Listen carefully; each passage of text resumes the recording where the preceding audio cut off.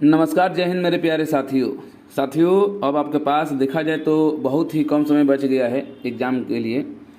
तो जिनको भी पेपर देना है उत्तर प्रदेश पुलिस का एग्ज़ाम जो कि 23, 24, 25 और 30, 31 अगस्त को होने वाला है, उन सारे साथियों से मैं कहना चाहूँगा कि जो भी समय बचा हुआ है इस समय को आप अधिक से अधिक खूब प्रैक्टिस कीजिए क्वेश्चन का। और जितना भी दिन बचा हुआ है इतना दिन आप अपना सब कुछ साइड कर दीजिएगा और पढ़ाई में जितना समय हो सकता है ना लगाइए पूरा समय, क्योंकि यही आपके पास आखिरी मौका है फ्रेंड्स।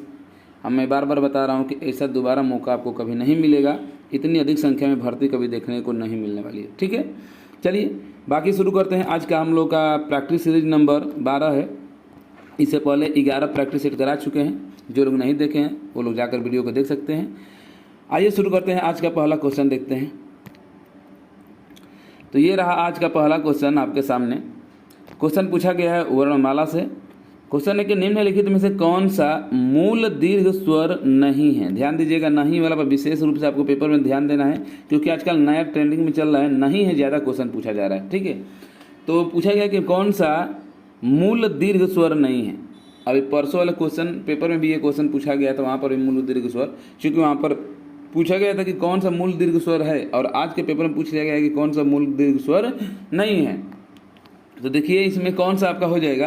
तो आज तो आपका मूल दीर्घ स्वर है, ई भी है, यानी कि बड़ी ई भी है और बड़ा ओ है। ये आपका विकल्प नंबर डी हो जाएगा ओ। ये मूल दीर्घ स्वर नहीं है। ये कौन सा है, तो इसको आप कहेंगे कि ये आपका संयुक्त स्वर है। कौन सा? संयुक्त स्वर है। संयुक्त स्वर 4 होते हैं। कौन कौन से? ओ, औ, ये तो हो गया 2, और होता है ए और आय, ये 2, यानी कि 4 यही आपके संयुक्त स्वर होते हैं। ओके, तो यहाँ पर आपका पूछा गया कि मूल दीर्घ स्वर नहीं है, तो कौन सा डी आपका है सही हो जाएगा। क्वेश्चन नंबर दूसरा है कि विराम चिन्ह की दृष्टि से कौन सा वाक्य अशुद्ध है। देखिए यहाँ पर भी पेपर में आपको ध्यान दे लेना है कि कौन सा पूछा जा रहा है कि शुद्ध कि अशुद्ध, इस चीज़ को भी ध्यान देना है। ओके, पहला है कि नहीं कल मैं तुम्हारे घर नहीं आ सकूँगा। दूसरा है कि मैं क्या कहता। तीसरा है कि महक, रागिनी, श्वेता आदि भी आई हैं, ये सब अब गाना गाएंगे। और चौथा कि उसने पूछा तुम कहाँ थे। ओके, तो देखा जाए दूसरा का, तो इसमें कौन सा सही आपके नज़र से है कमेंट करके बताइए आप। पहला विकल्प दिया कि नहीं कल मैं तुम्हारे घर नहीं आ सकूँगा, ये ही आपका राइट आंसर है। पहला विकल्प क्या हो जाएगा? सही हो जाएगा। जो वाक्य दिया गया है ये विराम चिन्ह की दृष्टि से क्या है, एकदम सही है। ओके, चलिए क्वेश्चन नंबर 3 देख लेते हैं। रहीम किस तरह की संज्ञा है। नीचे दिए गए विकल्प का चयन करना है, यानी कि जो रहीम है ये किस प्रकार की संज्ञा है, व्यक्तिवाचक, भाववाचक, जातिवाचक या समूहवाचक। तो आप लोग जानते हैं कि जो दुनिया में अकेला होता है वो आपका व्यक्तिवाचक संज्ञा होता है। तो रहीम का नाम आप लोग जानते हैं, ये क्या हो जाएगा? व्यक्तिवाचक संज्ञा हो जाएगा। क्वेश्चन नंबर 4 है कि निम्नलिखित में कौन सा शब्द अन्य पुरुष का उदाहरण है। अन्य पुरुष का, जी अन्य पुरुष, कौन सा इसमें से अन्य पुरुष का एग्जाम्पल है आपको बताना है। ठीक है, तो अन्य पुरुष में क्या आता है? उसने आ जाएगा, उसने। ओके, पुरुषवाचक सर्वनाम में जानते हैं ना कि आपका अन्य पुरुषवाचक सर्वनाम के अंतर्गत आता है क्या? उसने। क्वेश्चन नंबर 5 है कि निम्नलिखित वाक्यों में से एक में विशेषण का प्रयोग नहीं हुआ है। फिर देखिए यहाँ पर नहीं आ गया, उसी को बताना है। जैसे यह चांदी खोटी है, यह चांदी खोटी है। दूसरा कि लखनऊआ चिकन की विदेशों में मांग है। जंगली जानवर आक्रामक होते हैं, भगवान कृपा करते हैं। तो इसमें देखा जाए तो इन तीनों में तो आपका विशेषण का प्रयोग किया ही गया है। आप देख सकते हैं लखनऊआ चिकन, जंगली जानवर आक्रमण, ये सब। लेकिन भगवान कृपा करते हैं, इसमें कोई भी विशेषण की बात नहीं की गई है। ठीक है, तो विकल्प नंबर डी आपका सही हो जाएगा। क्वेश्चन नंबर 6 है कि निम्नलिखित में से किस वाक्य में अकर्मक क्रिया नहीं है। देखिए आजकल सबसे ज़्यादा क्वेश्चन जो पूछा जा रहा है उसमें नहीं है ही पूछा जाता है, इसलिए यहाँ पर आज के सेट में नहीं वाला ज़्यादा रखा गया है। क्वेश्चन पूछा गया है कि निम्नलिखित में से किस वाक्य में अकर्मक क्रिया नहीं है। ओके, तो सूरज भान आता है, इसमें तो है। सरोज खाती है, राहुल काम करता है, मोहन खाएगा। अगर चारों विकल्प आप देखेंगे तो इसमें आपको लगेगा कि जो सी नंबर है राहुल काम करता है, राहुल काम करता है, तो ये आपका अकर्मक क्रिया नहीं है, ये आपका सकर्मक क्रिया हो जाएगा। तो वहीं पूछा गया कि कौन सी इसमें अकर्मक क्रिया नहीं है जी, तो ये आपका विकल्प नंबर सी आपका सही हो जाएगा। बाकी आपका क्या हो जाएगा, अकर्मक, यही आपका नहीं होगा। राहुल काम करता है। क्वेश्चन नंबर 7 है कि रामू थोड़ी सी मिठाई खाओ। इस वाक्य में जो थोड़ी सी है किस प्रकार की क्रिया विशेषण है, पूछा जा रहा है। ओके, तो जो थोड़ी सी है किसको बता रहे, परिमाण वाचक को बता रहे, परिमाण वाचक को बता रहे, इसलिए परिमाण वाचक क्रिया विशेषण हो जाएगा। एक युग्म अशुद्ध है, अशुद्ध मतलब कि गलत है, उसी को बताना है कि कौन सा है जो अशुद्ध है जी। अशुद्ध पूछा गया, देख लीजिए। तो पहला है आपका गूंगा का गूंगी, घोड़ा का घोड़ी, गोप का गोपी, कुंजड़ा का कुंजड़ी। इसमें बताना है कि कौन सा होगा। तो गूंगा का गूंगी सही ही है, पहला सही है, घोड़ा का घोड़ी सही है, गोप का गोपी सही है, कुंजड़ा का कुंजड़ी गलत है। ठीक है, कुंजड़ा का कुंजड़ी क्या हो जाएगी, क्या हो जाएगा, गलत हो जाएगा। क्यों, क्योंकि उसका कुंजड़ा का कुजड़ी न होता है, कु इस तरीके से होता है, कुंजड़ी न, ये होता है आपका। ओके, इस तरीके उसका ये होता है, बाकी सही है, तो यानी विकल्प नंबर डी गलत हो जाएगा। इनमें से किस शब्द के एक वचन और बहुवचन में समान नहीं पाए जाते हैं। इसमें से कौन सा है जो एक वचन और बहुवचन में समान नहीं पाए जाते, अलग अलग उसमें पाया जाता है, बताना है आपको। तो पानी, पानी तो हमेशा एक ही समान रहता है, प्रेम भी रहता है, वर्षा भी रहता है, यानी कि इनमें से कोई नहीं हो जाएगा, कोई विकल्प ऐसा दिया ही नहीं है। ओके, क्वेश्चन नंबर 10 है कि राम गया वाक्य में कौन सा काल है। राम गया, राम गया में कौन सा पूछा जा रहा है कि काल है। तो ये गया यानी कि बीत गया यानी कि भूतकाल होगा, लेकिन भूत में कौन सा है, सामान्य भूतकाल हो जाएगा। क्वेश्चन नंबर 11 है कि रोगी चल नहीं सकता। रोगी चल नहीं सकता, इसमें तो पहले तो भाववाच्य संज्ञा, सॉरी भाववाच्य है, तो देखिए यहाँ पर भाववाच्य दिया ही है। तो इसे बोला गया है कि रोगी चल नहीं सकता का भाववाच्य में रूपांतरण क्या होगा। अच्छा, इसका भाववाच्य में रूपांतरण भी कर देना है, नहीं है तो भाववाच्य के अंतर्गत आएगा, लेकिन उसको थोड़ा सा बदल देना है। ठीक है, तो बदलेंगे क्या हो जाएगा कि रोगी से चला नहीं जाता, बस उसको चेंज कर देना है कि रोगी से चला नहीं जाता, भाववाच्य के अंतर्गत ये चेंज हो जाएगा। क्वेश्चन नंबर 12 कि सभी चिट्ठियां डाक से भेजी गई, इसमें करता है, सभी चिट्ठियां डाक से भेजी गई, इसमें बताना कि कौन सा करता है आपका। तो चिट्ठियां क्या भेजी गई, ये चिट्ठियां, तो चिट्ठियां क्या हो जाएंगी, इसमें करता हो जाएंगे। 13 नंबर के एक तद्भव शब्द है, कौन सा इसमें जी, अटल, आतुर, अतिथि और अजीत, कौन सा हो जाएगा इसमें।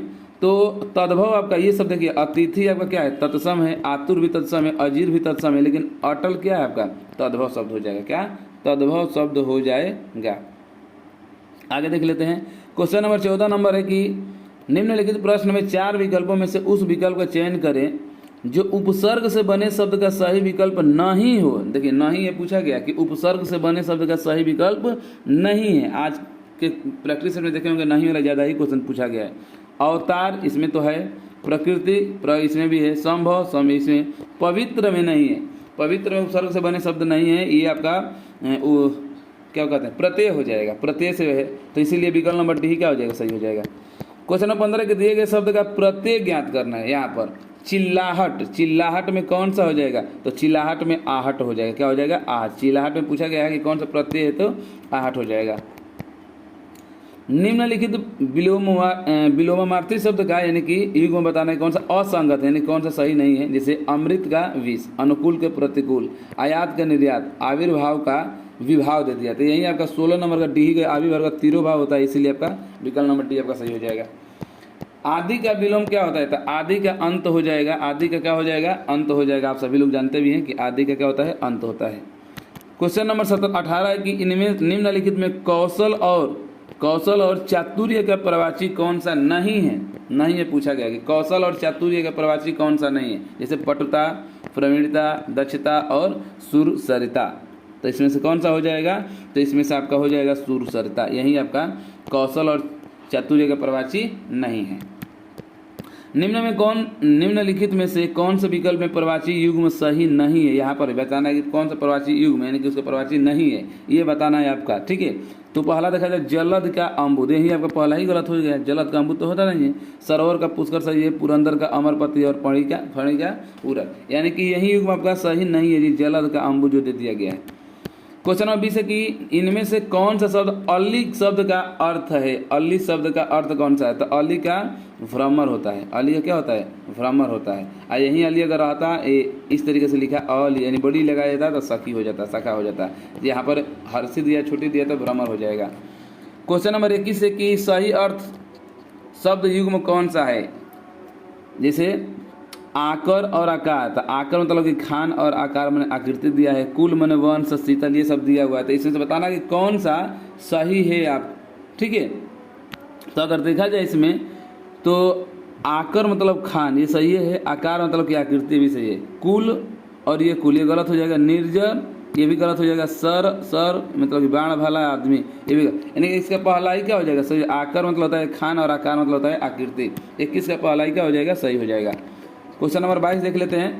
क्वेश्चन नंबर 22 है कि आशु भाषण का अर्थ क्या है जी। आशु भाषण यानी कि कल वाले में भी शायद ये क्वेश्चन आया हुआ था, पूछने का तरीका बस दूसरा था। तो ये किसी विषय पर तत्काल बोलने, आशु कवि उसे कहता है जो तुरंत रचना कर दो उसको तत्काल यानी कि आशु कवि कहा जाता है। तो वहीं से लिया गया है कि आशु भाषण का अर्थ क्या है। तो आशु भाषण का अर्थ क्या है? किसी विषय पर तत्काल बोलना। अंक में स्थान पाया हुआ, अंक में स्थान पाया हुआ वाक्यांश के लिए एक शब्द क्या होगा। अंक में स्थान पाया हुआ के लिए पूछा जा रहा है कि एक शब्द क्या होगा। तो इसका क्या हो जाए? अंकस्त होता है। क्या? अंकस्त हो जाता है। क्वेश्चन नंबर 24 देख लेते हैं। भोजनालय का संधि विच्छेद पूछा गया कि भोजनालय का संधि विच्छेद क्या होगा। तो भोजनालय का संधि विच्छेद क्या हो जाएगा? भोजन धन आले बराबर क्या होगा? भोजनालय हो जाएगा। भोजन प्लस आले यानी कि पहला ही विकल्प सही हो जाएगा। क्वेश्चन नंबर 25 है कि हर रोज में कौन सा समास है। तो हर लग गया यानी कि अभिभाव समास हो जाएगा। 25 नंबर का ए सही हो जाएगा। ओके, अब ये लग गया शुरू में ही। क्वेश्चन नंबर 26 है कि हम और तुम और श्याम को अवश्य जाना है। उक्त वाक्य में कौन सा भाग गलत है? ये पूछा गया है कि उक्त में कौन सा भाग गलत है। तो यहाँ पर शुरू में ही आपका जो और लग गया है, यहाँ पर और नहीं लगना चाहिए। हम अल्प विराम, हम तुम उसके बाद और ये वाला सही है, लेकिन ये वाला ही से क्या है? गलत है। हम और तुम वाला ही गलत है। तो विकल्प नंबर पहला क्या हो जाएगा? सही हो जाएगा। क्वेश्चन नंबर 27 है कि सहृदय की अवधारणा किस संप्रदाय से संबंध है। ठीक है, सहृदय किस संप्रदाय से है जी, ये पूछा गया है 27 नंबर का। तो कौन सा हो जाएगा इसका? सहृदय की अवधारणा रस से है। किससे? रस से संबंध है।